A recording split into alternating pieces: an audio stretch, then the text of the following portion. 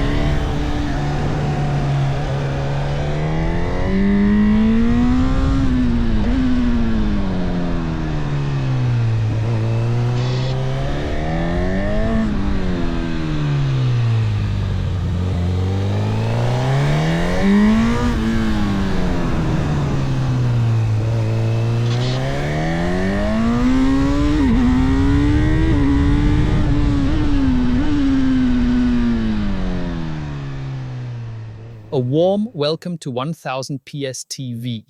We're here not far from Bad Fischau, just a short hop from the 1000 PS office, right in the middle of the 1000 PS best side video production. Of course, the Honda Hornet SP had to be part of it, Honda's new 1-liter bike, which we also included in our big 1000 PS naked bike comparison test. Altogether, we had 5 different motorcycles. I'm just glancing back now. Martin Bauer is rolling in with the Yamaha MT-09 for the next shoot. And why was it such a wild ride? Dear folks, I have to sit down, partly because of the heat, but also because of the heartwarming yet exhausting experience I had with the Honda Hornet SP. I think we've got a few corners on film where you can really hear the sound.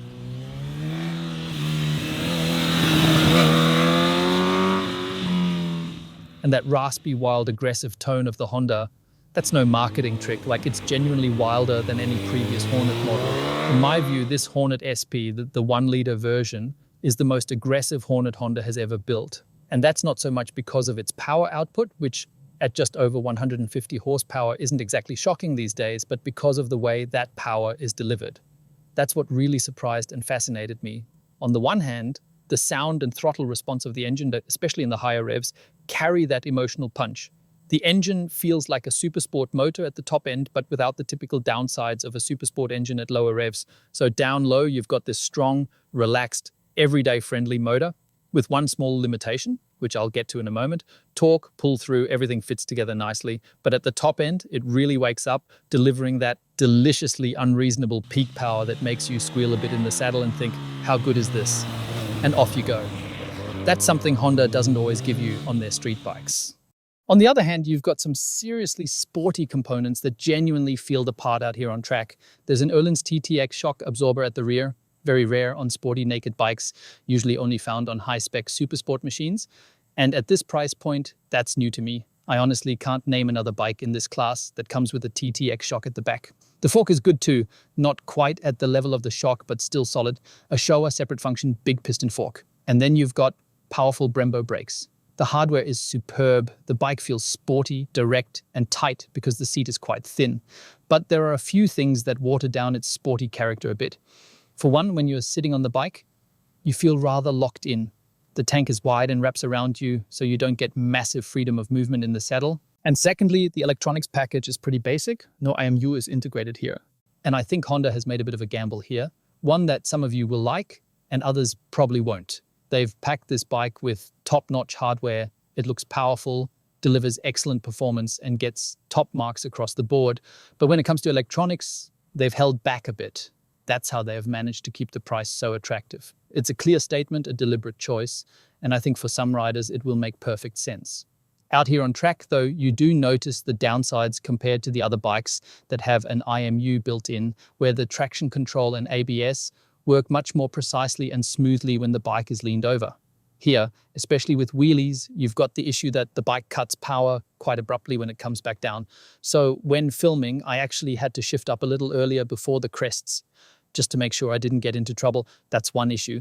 The other is when braking into corners, and you can feel the limits because otherwise the ABS starts intervening too early. That means your sporty ambitions are held back a bit. I'd say that'll really only affect the top 5% of riders when riding on the road. But where it affects everyone is in terms of safety. If you overbrake mid-corner, there's no cornering ABS here. And the quality of the braking control is nowhere near what you get with bikes equipped with an IMU. That's something you can live with or not, but that's the reality. Another point, and I think this one also had quite an influence on lap times, is that the throttle response and engine braking behavior, especially in off-throttle situations, just aren't as finely tuned as on some of the other naked bikes in this class. Because of that, in the quick left-right transitions, just the ones right behind me here, I found myself focusing my attention on throttle response and engine braking rather than on lean angle and lap time. And there was another moment over there at that corner of Sissy. Wow, it was the same story. I had to concentrate so much on the throttle, on how it responded, and on braking into the bend, on how the engine braking behaved, that my little brain simply wasn't able to also think about hanging off the bike. I was just too busy dealing with how the motorcycle behaved. And that's exactly why I think my tests are so relatable, because when Martin Bauer rides past here, everything's wobbling and twitching, yet he's still fast on anything. I, on the other hand, get overwhelmed. So if the control systems aren't flawlessly sorted, like on the Yamaha MT-09 SP, the KTM 990 Duke, or the Kawasaki Z900 SE with lean-sensitive algorithms, then that really holds me back. Now, I don't know whether the suspension and that magnificent engine can fully make up for it, but overall, I'd really like to see Honda's courage and clear focus with this bike rewarded. Our ambition definitely paid off when it came to the tires. All the bikes I mentioned are running the same set, Bridgestone S23, which are absolutely fantastic, both here at the Pannonia Ring and out on the road. We actually rode on 3 different track layouts for you just to make sure these tests are really meaningful and representative. So I'd strongly recommend you hit that subscribe button. I think there will be around 15 videos in total about naked bikes coming online over the next few weeks and months, and you really don't want to miss them. So, dear folks, become subscribers and make your mates subscribers too. That's what keeps us going. And I truly hope Honda keeps going as well. Keeps building these crazy, brilliant, cool, powerful, slightly rough-edge bikes, just like the Hornet SP, the kind of bike you step off and think, yeah, that was a proper ride.